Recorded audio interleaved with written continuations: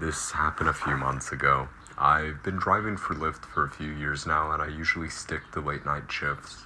The roads are quieter, the tips are better, but there's a trade off every once in a while when you get a story that sticks to you and not in a good way.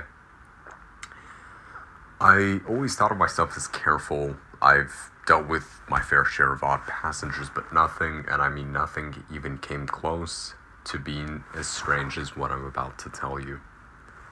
I didn't have a dash cam at the time, and that night was the main reason I installed one.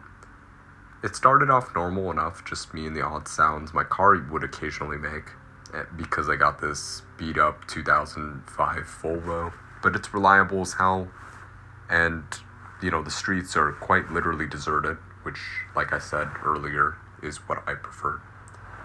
After 2 p.m., I got a request from a convenience store nearby, which seemed harmless at first, but for some reason I got this weird feeling in my gut about it. You ever get that feeling that something is off, but you can't explain why? That's exactly what hit me as they drove up before I even saw the guy.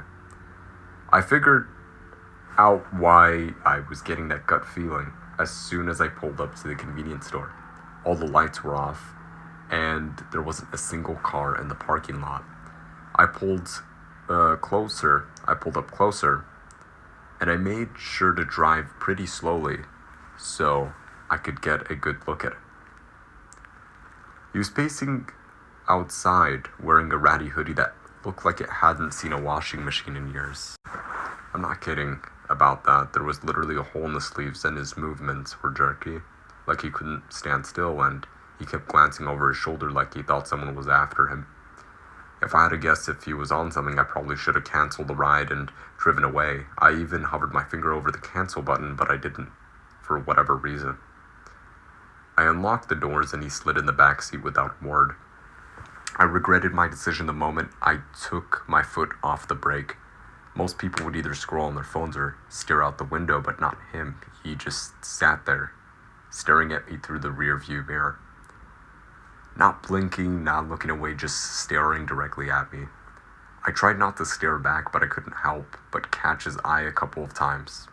He looks kind of angry, which is also pretty unsettling. I tried to ignore him and, turn on the radio to break the silence, but I don't remember which station I clicked on. But the moment music started playing, he snapped at me to turn it off.